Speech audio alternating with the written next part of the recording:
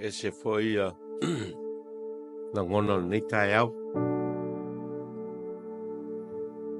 Na wawa ala fai mail tatou o Lotu ma le kalesia. Ia maua tatou ulu fale mai le malu le tua nei tai au si le vi inga ma le whanetanga i lona alofa ma lona angalilei. Ia ai o lo tatou langona ina lava le alanga o le maliu maleuti ma le Vala'au o le Atua i stasio ana auauna sa tatou ngalulue ma militino fatasi lana feau mana ngaluenga sunga i tia kono ia i sumu leota ia e ona Vala'auina i le Atua i le tae au le aso nafi. Ia e moni ai lava upo le tatou nganganai mo moe lava mamanu e le fati. Ia e sau lava malai atia. Wa sa tatou mo moe malelei loa. Ia o leo a faali mai fina ngalo le Atua mo le tatou au Lotu ma le kalesia. Ia ui lava i leo tatou o tangata whātua. O mauna o ina i tatou i le whātua i le Atua. Mai le ngata i le lalolangi nei mea tatou te sa ili ai mo le li o Iesu Keriso wa o tatou mautinoa. Ia Vala'auina i tatou i le whātua. Sauniga lava le Atua lona malo e whaavavau mo e salamo ma whātua whamaoni. Tātou talitono foi la whananga mo le tina ia kale ma le no whaalo ia o mea alofa ia mai le Atua i teime o whanoanoanga. O tātou mauti noa foi o le oti o le whai totoa lea i whamanuianga mai le Atua o lona malo e whaavavau mo i lātou e salamo ma whātua whamaoni i a te ia. Ia, velea ma ala e whaloto te tele ai tātou. Whaloto tele nai tina ia kale ma le whanau. Whaloto te tele ai tātou au Lotu ma le kalesia. Ia ono stasi o tamā. O foina. Ia lana tautua i lana e kalesia. Ia o leo a whamanawa ina i le Atua na whiau. Te o tātou te tālo. Ia mālia upolo ngutu ma mawhauwhaunga o matou loto i lau whawhaunga lo matou Atua o lo matou papa ma lena te tongi ola ina i matou. Amene. Fia whaunga ina le whaiupo e 5 ma le whaiupo e 6 o le tusi sa tātou whaitawina o le tusi a Paulo i le kalesia i Roma. Mai o le amatanga leo le tusi a Paulo. Mai le whaiupo moe o atu le whaiupo e 6. O upu to mua ia o lo tatala ai e Paulo ia lana tusi leo wa ave i le kalesia i Roma. Maua o fia whaonga ina le whaiupo e 5 ma le whaiupo e 6. Au mai aini o onga mo tātou nei tai au. O matou maua mai a te ia le alofa tunoa ma le faiva o le aposetolo. Ina ia iu ina anaana i le whātua o no malava. Ona o lona suafa. E iai foi outou o e o Vala'auina e Iesu Keriso. Matou maua mai a te ia le alofa tunoa ma le faiva o le aposetolo. Ina iaiu ina anaana i le whātua o no malava. Ona o lona suafa. E iai foi outou o e o Vala'auina e Iesu Keriso. O le Manatu au le vaiaso lenei Vala'auina, calling. Ma o le manatu autu foi leo le vaiaso lea na te atu nei. O le manatu autu lava lea e tasi. Vala'auina, calling. Al vaiaso la lea te atu nei o loa ngai tusfaitau i le Vala'auina o tangata ese i tono le tuspaia. A le vaiaso nei. O lo fa mamafa ua Vala'auina i tatou ele Atua. Vala'auina oe mau ele Atua. O lo a ngai la le manatu autu lea mo tatou. Ma o tatou Vala'auina. Uma atu le vaiaso o lo fa matala ina ai le tuspaia le Vala'auina o tangata ese. O lo ta ua i tonu o le tuspaia. Al vaiaso nei, o lo fa mafa i le Vala'auina o mau, ele Atua. Ka moe la unga nei tae, o le sa i. O le ale Vala'auina ele Atua oe. Ma, le atonu lava lo Vala'auina. A fai e te tali tonu ua Vala'auina oe le Atua o le fesili. O le ale fasinonga al tuspaia. O le alo Vala'auina. What is your calling? If you believe that you are called by God for a purpose and for a reason, what is that calling? Pamoe moe leo launga le tai au. Hei tau sa ili, mai fai upu ia e ono sa faitauina mai le tusia le apostolo Paulo i le kalesia i Roma, po le atonu lava le famoe. A wau fai upu ia e ono lo ta tala atoa ai e Paulo le famoe mo le kalesia i Roma. Mai o le famoe foi na mo tatou. Mo le tatou o Lotu, mo le tatou e kalesia, mo i tatou o tangata kerisiano, po whea lava le mea e te iai. A ta ua oe o tangata le kalesia e iai lo Vala'auina. Ma o Vala'au mai le atua mo tatou. Tolu manatu ta ua, o lo fia wha manino e le launga. Na o le ta ua le mea sa tusi mai ai Paulo i le kalesia i Roma. O le au le ta ua foi a le sio manga o le kalesia i Roma. Pa o le mea tatou malama ai o le kalesia i Roma o le o ngā tonu ngā le mu. O mea tau upu fai o le malo Roma i le taimi lea. O ngā tonu ngā le mu lea o le malo o lea sapu lea i atunu i le navaita o i Roma. Mai o i tonu lea o lo ave i aile tusia Paulo i tangata kerisiano i to tonu no foanga lea tau o Roma. Ma o lea la na alai ona ave le tusi lea Paulo i le kalesia i Roma. Siri mua. Ai sa o Vala'auina ai oe mau ele Atua. Well, why are you called by God? Why doesn't God leave you alone and leave me alone to do whatever you want and for me to do whatever I want? Why does he call you? Fo linga mai i le whangaso longa o tala o le tuspaia. O le mea tu wha solo lea le Atua o lo fai i tangata. O le Vala'auina o lātou.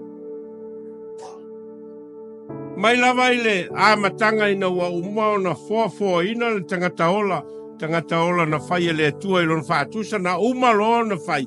Tūlo iai ma le Vala'auina le Atua. Ea vea le tangata matausi mea o le foafoanga a le atua.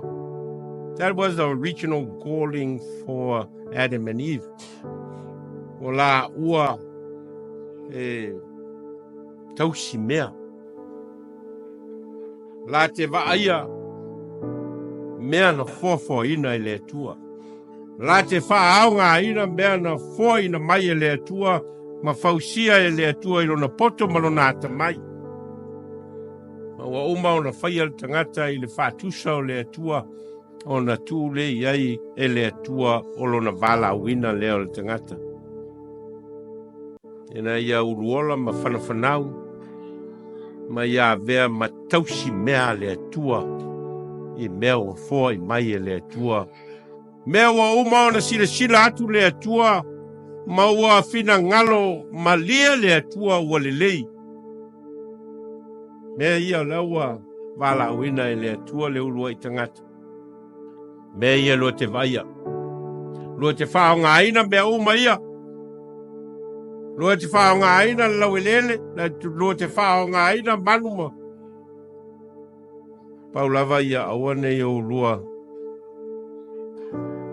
Tā ngofi la au e loa i le lei maleanga. Mai lava lai le amatanga o le tangata soifua, o lo whatatia ai ma le ola Vala'auina i le atua. E lei whaia i le atua le tangata i lona whatusa o le tū lea e ola whapanga i noa. Ola e le aise whamoe moe. Ola e whaitalia ia po le albe whai. E lei whapena ina le whatatianga o le tala lea o le Vala'auina o le tangata. O le tala i le foa ina o le lalangi ma le fausia i le atua o le tangata. O lo iai whatasi ma le Vala'au mai le atua. O le whaia lea. O le sotanga lea. O le tala ina lea o le ngafa o le tangata i le atua. O le whea ngai o le tangata e whalongolongo. Po le ale fina ngalo o le atua mo ia. Ai loa e le tangata le fina ngalo o le atua mo ia. Ma muli ai o lo Vala'auina lana. O lo whaia lana ma le atua. O lo manino i tala o tuspaia mai lava i le urua i tusi o kenese. Ma le whaasolo mai kenese soto le tiko numera. O lo iai lava ma le vaenga lea. O tala o tuspaia. O le Vala'auina e le atua o tangata e whai lona finangalo. There's always a calling all through the Bible. Mai lava i le amatanga. Pai aso len te atu nei. O lo whaasolo mai ai ia. Ia moli maua le tuspa ia i tangata mao lato Vala'auina. A mata lava i le Vala'auina o Aperamo. Tau lia fol Vala'auina leana. Vala'au ai le atua ia Aperamo e tu ulo na nu malona ainga. Ma le ainga o lon tama. Ai alu le me whaasino ina atu e le atua ia te ia. A le Vala'auina foi leana mo moli whaatasi ai e le atua malana folofolanga ia Aperamo. O te whaia o e matupunga o nu esi. Lau whanau e pei o one o le matawhanga. Pei foi o whetu o le langi. Vala'au nā o lo manino mai le tuswhaitau o le vai aso le te atu nei o lo Vala'auina ai a Aperamo. O lo tāua foi tusi o le vai aso le te atu nei le Vala'auina o Samuel. Ma taulia foi le tala il tama leo Samuelu. O le tama na foi ina le tua i lon tina o hana sa masani o na alu e te talo. I le malu o na whaile o talo hana whai e te foi ina mai e se tama mo au. O te toi foi ina atu o ia i te oe. Ia ona foi le tua le tama leo Samuel. Ia o na alu leo hana ma ave Samuelu i le malu.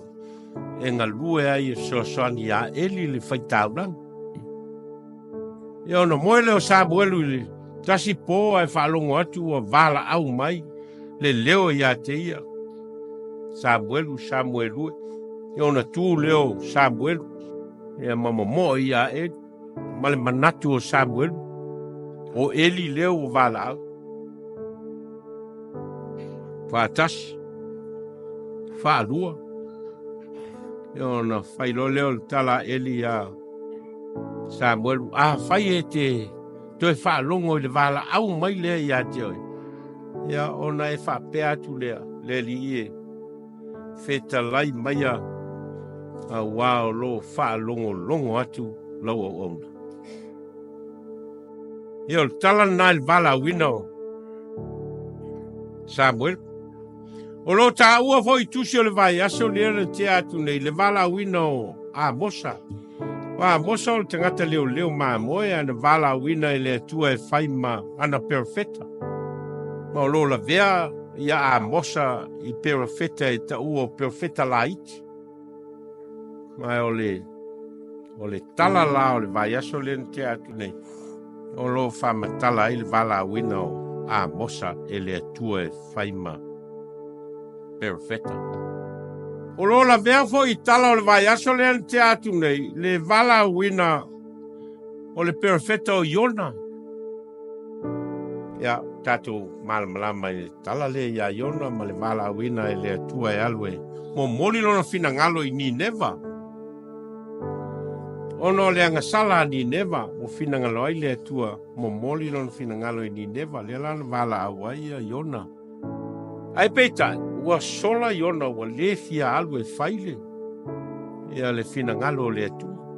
Ia ona sola ai leo Iona i tases, sola il va.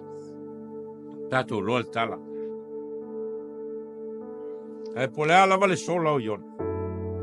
Ana toi ta pena la mai le atua le au wala e whao ai pelo na finangalo. I Nineva. Ma toi au mai ai lava ia Iona. E alu e whai finangalo le finangalo ai le atua mo ia.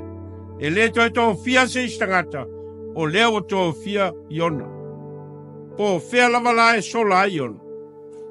Finangalo ale atua e a vea Iona matangata Vala'auina e whailon finangalo.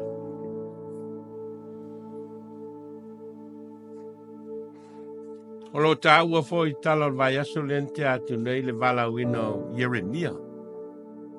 Yeremia o stasio perfeta au pito lai titi na tō fia i le atua e whaima. E whaima ma perfeta.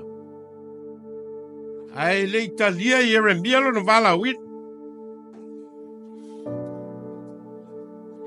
E mai le atua i Yeremia e le i whanau mai. O outou fia o e whaima perfeta. O linga mai o lo Vala'auina ma lo Vala'auina o se mea o malawa ona whatatia e le atua. I ana fuafuanga whale atua, ma ana fuafuanga ata mai, o ia o le atua, wana whaia oe, mana whaia au. Pule la le atua, po le al Vala'auina o i tatou. Lo ta ua foi, tus whaitau o le ason nafi le, Vala'auina o le auso, o Simona ma Anterea. Auso lea pa per watu Iesu o lai faile la lai fangot o la faiva ia ma o la tiute ia i to tonu lo la ainga o le oi i le vai Galileia e fangot le lana Vala'auina e Iesu e Simona malona uso leo ante lea. Muni maia ia te au, au te whaia o rua ma faiva i tangata. I anto el wan foi leo Iesu ta wan. O lo fono le upenga whangota a sepe taio malana whana o ia kopo mai Ioan. Toi Vala'au foi leo Iesu i le auso lea. O le tala leo le aso nafi. Ina muli mai ia tea. Mai le whai unga le tala lea. Ona tu uai lea. E la ua. Le vaa. Malo la tama. Ai muli atu ia te ia. O tala umanei. O tala o tuspai o lo fa matala ai. Ia le mea tau o le Vala'auina o le tangata e le atua. Mea tau o le Vala'auina o le tangata e le atua. And each and every one of us, we have our own callings. O tangata e le fia ustai le Vala'au, ai Vala'au a le atua. O tangata e sola e se mai le Vala'au, a e to e foi atu lava le atua ma au mai, ma o e fai le mea lo fina ngalo ai le atua. Tangata e fai mai o la tou e le ato toa. Ai a fina ngalo le atua e Vala'auina oe, Vala'au a oe. Vala'au a oe. Po le alo le ato toa. Ai po le a foi lo wangasal, Vala'au a oe. Tatou loa le Vala'auina o Paulo. Tatou loa tala ia Paulo. O ia tangata sa i tui. I tangata whātua tua ia Iesu Keriso toi tu. O lana malanga ile. Ala i tāma seko na Vala'au ai le atua. O ina wheto ai. Ia Paulo male malama tele o susulu mai le lang. Mana whaalongo atu i le leo Iesu Keriso toi tu a Vala'au mai i a te ia. Tatou lol tala ma le swingo le olanga o Paulo ma veai o ia o le apostolo o nu esi. Te laua ma matala e Paulo i le tusi lea ia Roma ia le whaupunga lea o matou maua mai ia te ia le alofa tunoa ma le faiva o le apostolo. Ina ia iu, ina anaana i le whatuatua o nou umalava. Ona o lona suafa, ona o le suafa o Iesu Keriso. E iai foi ma outou le kalesia Roma ua Vala'auina e Iesu Keriso.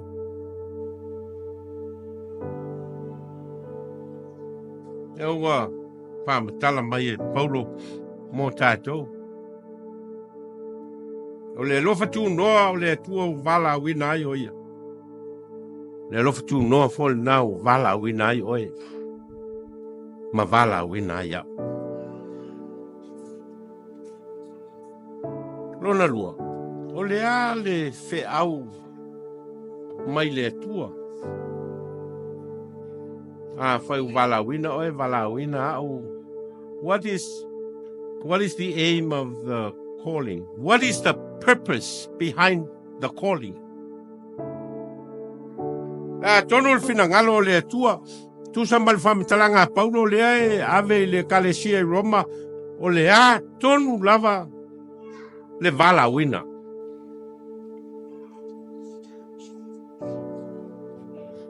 Mai whaupunga Paulo ua matou maua mai.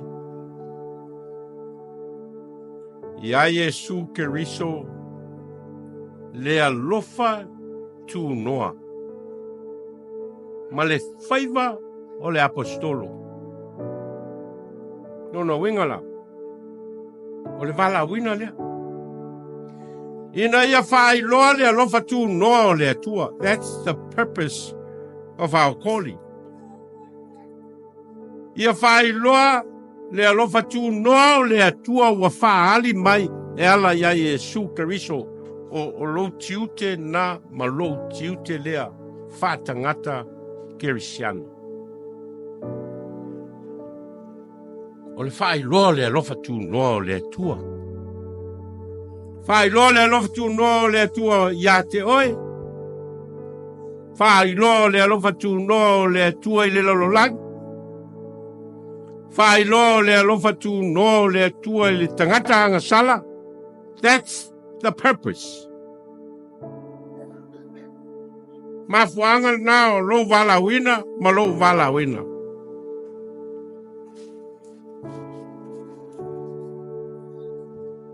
Tatou uma o le aunga leo le vala'auina. Po le alava le awala ua vala'auina ai oe le atua. Po oe o se tamā, po oe o se tina, po oe o se tiakono, po oe o se awa, po oe o se whaiaonga, po oe o se fomai, po oe o se kāmuta. O inae whailoa ai. Le mea lo fina ngalo ai le atua mo oe. That's the environment where you will show God's grace. Le alofa tunoa le atua ia whailoa. Whailoa I lo ainga, whailoa I lo whanau, whailoa I le mea o lo e ngalue ai. Ia atangia le alofa tunoa le atua I lo so I fuanga.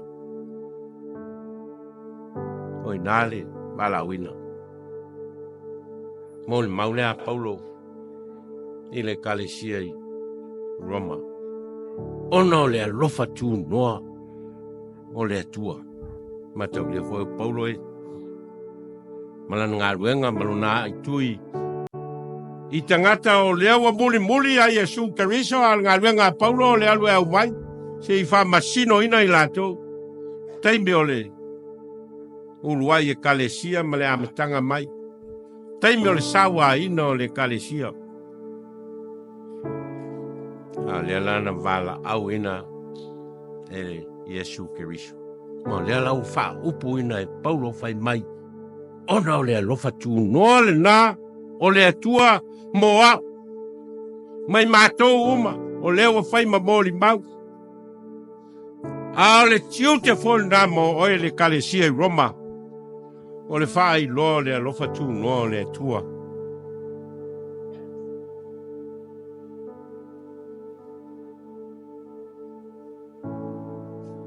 O le fesiri, ai se ana. Ai se ana ala ai ona o ane I le afe valu se lau tolu sefulu. Ai a fea Samoa. I le whaasolonga o le alu o le tala le lei lea na alu. How come in 1830 Samoa was one of the countries that the gospel of Jesus Christ entered I le atunu. Ai se ana ngā lai ona tupu le melea. A rewa mai e Paulo le mafuanga. Ona o le alofa tunoa o le atua. A leo lo tafe le toto misionare Samoa I le tele o atunu. Na o iai o tatou tangata e momoli pea ma ave wha au le tala le lei leo le alofa tunoa se I whai loa atu I nisi tangata. A leo lo teu tino maliu o ta mama tina ma whanau. O e na o e momoli le tala le lei. Nisi o I latou o outou tua. Ai sea ono le alofa tunoa lea. Oi, kia maika ma Afrika ma Pertania. O lo alu ai le tala o le ola Vala'auina I le atua tangata o le kalesia. Ma tangata Samoa se I momoli le mea le fai mai ai Paulo o le alofa tunoa o le atua. The grace of God to be made known. Taruenga na o Vala'auina ai tatou. Fai tono o lo ai, fai lo o langa. Ia tangia le alofa tunoa o le atua I lo o langa. Ma ia tangia I le o langa o lo ainga ma lau whanau. Ia tangia I le mea o lo e a onga ai ma lo e ngalue ai. The grace of God has to be known. Ne winga leo le whamatalanga Paulo I le kalesia Roma. Outou le kalesia I Roma. Outou foi o tangata ua alofangia e le atua. Ua Vala'auina foi outou e le atua e whaile whiau. Mana ngā luenga na. E ilu tātou Vala'auina. E le ingata le Vala'auina. O tangata Samoa ia mali atoa. Ma tangata o le vaitau o mali atoa. Ali ai. Whāwau lava le Vala'auina. Ale ua. Outou fina ngalo. Ma fina ngalo tātou. Tua au ma vai faule. No fuanga e whaailoa I le alofa tunoa o le atua. I to tono polua nei. Ale o Vala'auina I tātou whaife au maua. Ti a kono mai kalesia. E o lava ia tātou whanau. O le whe au lea ma ngā luenga lea. Ina I tātou loa na whaailoa le alofa tunoa o le atua. Ia te oe. Matangata o lo. Mo mia o na e momoli ai tala nei. E o lava le tātou o ese mai tono le atunu. O lea lava e whaile mori mau. A lea ua. O atu le fitus furuma le. Lima au Lotu. E whakasai tono New Zealand nei. A leo lo faifa ia isi fata faita uranga ngā luenga o le whai loa peo le alofa tunoa. Tiutil na. O lo Vala'auina na.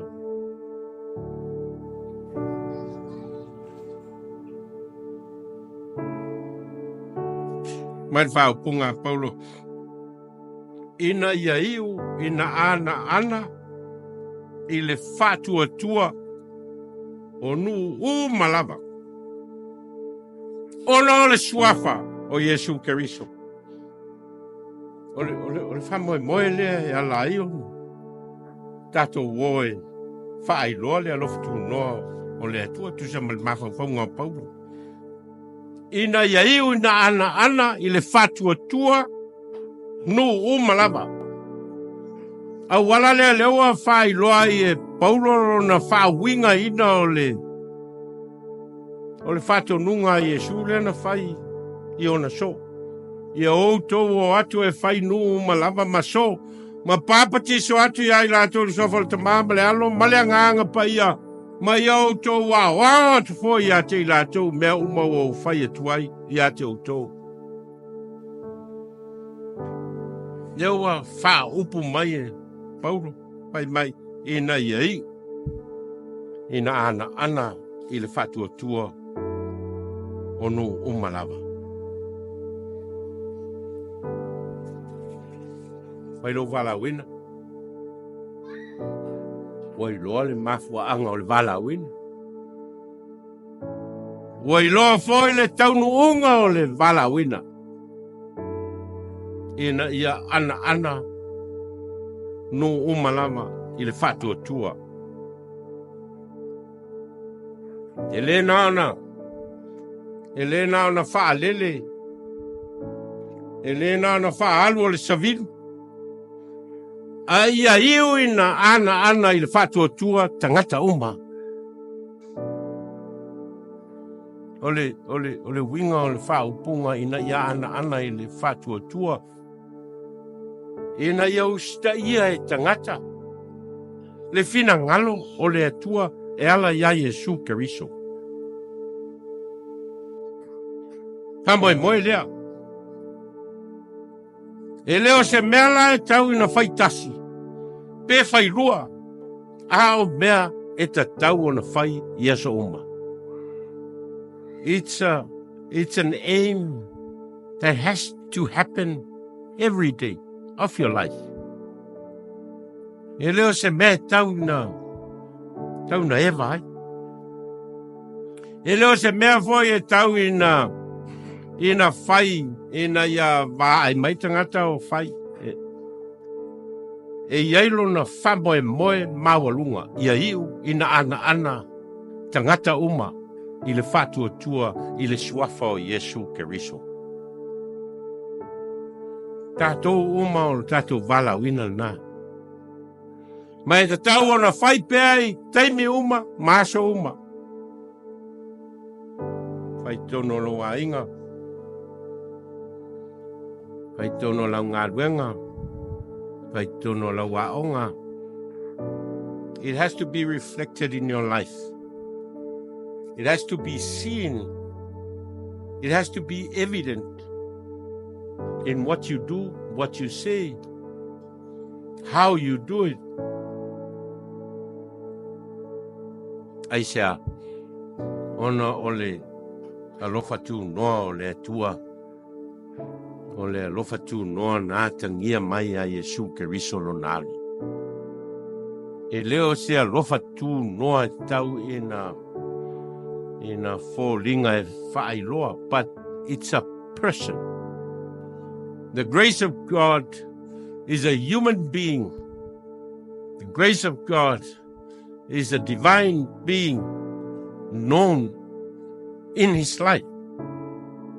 Now, e leo se mea foi le te Vala'auina o laina ba ai tangata malato I loa ina o le alofa tunoa o le Atua o Iesu Keriso. It is Jesus Christ was the grace of God. Taulauna atangia. Te talai Yeshua o nei le ala male upmoni male ola e lea watu lava stasi le tama pe ale ui mai atea. Winga tonu leo le wha upunga paulo lewa a vea Matua. O matou maua mai te ia le alofa tunoa ma le faiva o le apostolo. Faiva o le apostolo o le whailo atu. O le ao atu. O le whafōlinga atu I mea e te whaia ia le alofa tunoa o le Atua. Ina ia iu ina anaana I le whatua tua no o malawa. E iai fo I outou o e o Vala'auina Iesu Keriso. Tatou tiu te lea. Tiu te leo tatou uma teito tasi. Ai a matala I le nofo mo Keriso I tono lo wol. E le na leo e ao ma. Ai atangia. I lo so I fua ma lo wol. Me hol nana. E leo po Paulo foi le e leo toi ola awa o Keriso lo ola I tonu ia tea. Le ola foi o lo ola I nei o te ola I lava I le whatua tua. I le ola I whavavau. Ngā luenga nā tātou. O lau ngā luenga nā whatangata whatua tua. O lau ngā luenga nā whatangata tali tonu I le Atua. Ina ia o lua mafuta whaatasi ma Iesu Keriso I loso I whanga. Mātangia Iesu Keriso I mea te whaia. O upu e te tala noa ai, o winga e te whaalia, o le mea e sau mai lo loto ma lo nganga. It has to come with Jesus Christ in your heart. Ona ftoa manino lea. O oe lao le tangata ua anaana ia Iesu Keriso malona suafa. E o tatou o mai foi le uluai sa nei masina. Tatou o mai e Manatu ina le alofa tunoa lea o le Atua e ala ia Iesu Keriso. O le na ofo ina mai lona soifua e tongi ola ina ai oe ma o Vala'auina I tatou. Ena ia tatou whaailoa atu le nā alofa tunoa. E o tatou tālu. Matou whalongolongo lava male manino I lo matou wola Vala'auina.